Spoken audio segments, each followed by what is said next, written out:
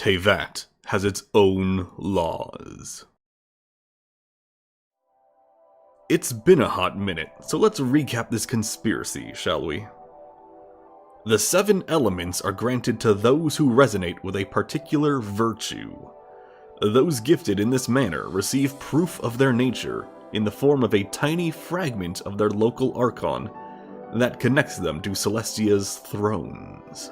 These thrones hold the power stripped from Teyvat's dragon sovereigns who were defeated by the gods. When we left off, we were about to look into everything about the system Neuvillette offhandedly revealed. Fontaine's Iudex, or rather the Hydro-Sovereign Neuvillette, was the original god of life before Celestia killed him and installed his replacement Egeria. Like him, she controlled the source of all life for Teyvat, the primordial sea, birthplace of mankind. This ocean is explicitly the domain of dragons, hence why Egeria was unable to use it to transform oceanids into humans, and why Neuvillette was fully capable of the same feat. What does this have to do with visions? It proves that humans and dragons share a form of commonality. They can only wield the elements through visions, because visions are powered by dragons. As mentioned earlier, dragons were considered Teyvat's original gods.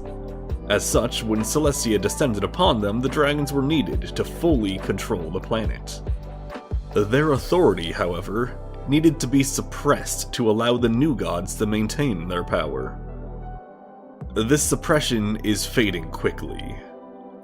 You see, the usurper, the primordial one who conquered the world, is far past their prime and in a dire state. According to Neuvillette, they were gravely weakened in the Second War for Teyvat. Together with the second who came, they transformed the third descender into the 7 Gnosis for a goal as of yet unrevealed.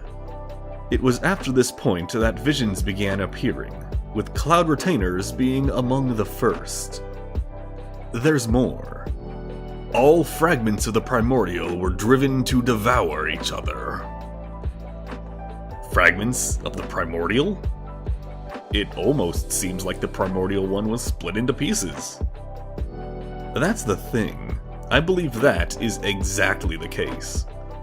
For this line to make sense, the gods that scattered across Teyvat in the eons following the original invasion would be fragments of the primordial one. Like Full Metal Alchemist, they broke off every part of themselves to rule over the local humans.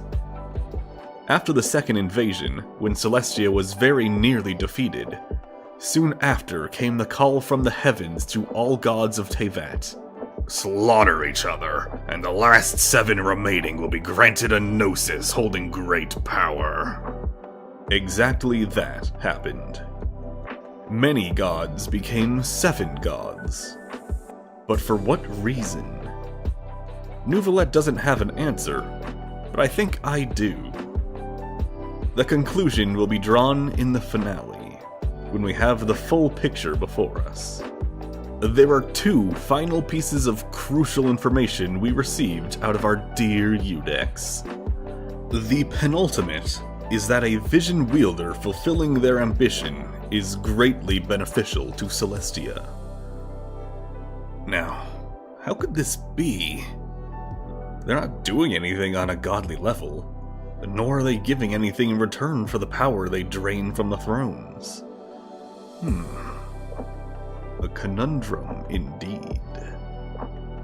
The last is that all life must unite to fight against the Abyss. With Natlan's lore, we know precisely why. The 7 elements combined creates phlogiston, the material of raw creation and the opposite of the Abyss. It is naturally resistant to the corruption, and is such the best tool for combating it. It is the power of dragons undiluted. Neuvillette is saying that all life united is akin to the dragons themselves. The dragons who held absolute control over Teyvat. Celestia's plan is beginning to make sense.